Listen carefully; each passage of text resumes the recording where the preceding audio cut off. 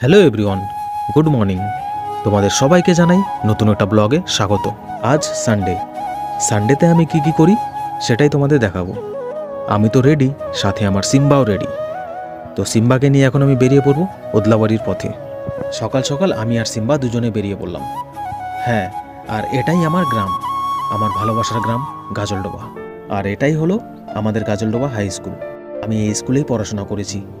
যখন এই স্কুলের সামনে দিয়ে যাই তখন একটা মনের ভেতরে আলাদা অনুভূতি কাজ করে। কত স্মৃতি না জড়িয়ে রয়েছে এই স্কুলের সাথে। তারপর আমি কাটাগড় ক্রস করে মহাকাল মোড় পার হয়ে 5 নম্বরে যে ফরেস্ট শুরু হয় সেখানে পৌঁছই। তোমরা দেখতেই পাচ্ছ এই মরশুমে গাছের সব পাতা ঝরে যায় আর নতুন করে পাতা জন্মায়। আর নতুন পাতা জন্মানোর পরেই গাছগুলোকে দেখো কত সুন্দর সবুজে ঘেরা রয়েছে। আর এই সবুজে ঘেরা প্রকৃতিকে দেখে মনের ভেতরে একটা আলাদাই শান্তি অনুভব হয়। মনে হয় যেন এই সবুজে ঘেরা প্রকৃতির মাঝেই বসে থাকি। তারপর আমি চলে এলাম 1 নম্বরে। তোমরা দেখতেই পাচ্ছ চারপাশে ঘেরা গাছের ছায়াতে ভোলে বাবার এই মন্দিরটি দেখে একটা আলাদাই মায়া অনুভব হয়।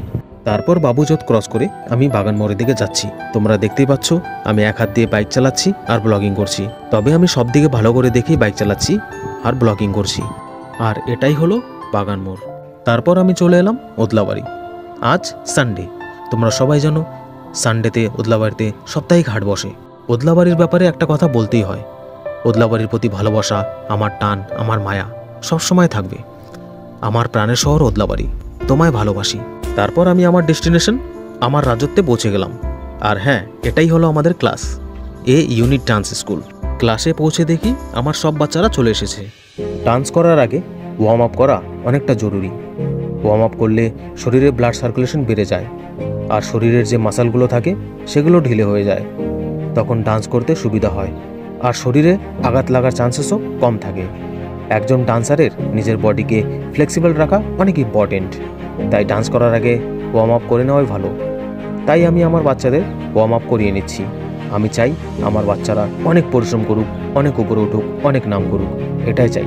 তোমাদের সবাইকে ভালোবাসি। Love you all. Keep dancing. আমার মর্নিংয়ের এই ব্যাচটিতে বেশিরভাগ স্টুডেন্টই হলো মেয়ে। আমরা মেয়েদের অনেক কিছুতে বাধা দিই, এই করতে দেই না, সেই করতে দেই না, তাদের আটকে রাখি। আমি বলবো এমনটা না করে যদি আমরা মেয়েদের যে জিনিসটা ট্যালেন্ট রয়েছে সেই জিনিসটা করতে দেই, তাহলে হয়তো সে একদিন অনেক প্রাউড ফিল করাবে। একটা মেয়ে যদি চায় তাহলে সে একটা ছেলের থেকেও বেশি প্রাউড ফিল করিয়ে দেখিয়ে দিতে পারে। তাই মেয়েদের আটকে না রেখে তাদের যার যেটা ইচ্ছা সেটা করতে দিন। আমি আমার মেয়ে স্টুডেন্টদের যে প্যারেন্টস রয়েছে তাদের আমি স্যালুট জানাই যে তারা চারপাশে নেগেটিভ কথা শুনেও মেয়েকে সাপোর্ট করছে।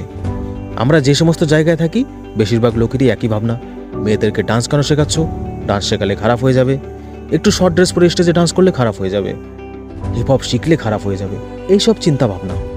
আমি তাদেরকেই বলবো নিজের চিন্তাধারা বদলান। মানুষের খারাপ হওয়া না হওয়া এটা নিজের ওপর থাকে। এইখানে ডান্স বা ড্রেস এসব কাউকে খারাপ করতে পারে না। তাই অযথা ডান্সকে খারাপ বলার অধিকার আপনাদের নেই। আমরা যেহেতু ইন্ডিয়ান ডান্স ফর্মকে রেসপেক্ট দিই, ছোট করি না, তেমনি আপনাদেরও অধিকার নেই যে ওয়েস্টার্ন ফর্ম বা হিপহপকে খারাপ বলার। নিজের ভাবনা চিন্তা বদলান, দেশ বদলাবে। শেষে একটাই কথা, মেয়েরা অনেক প্রাউড ফিল করাতে পারে, শুধু তাদের সুযোগ দিয়ে দেখেন।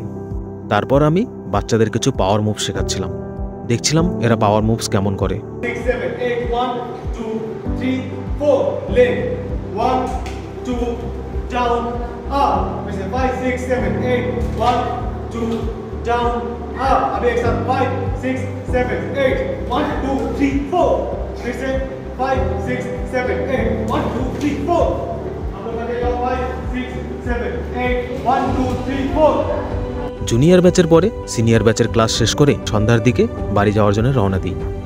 সো দেখা হচ্ছে নেক্সট ব্লগে, ততক্ষণের জন্য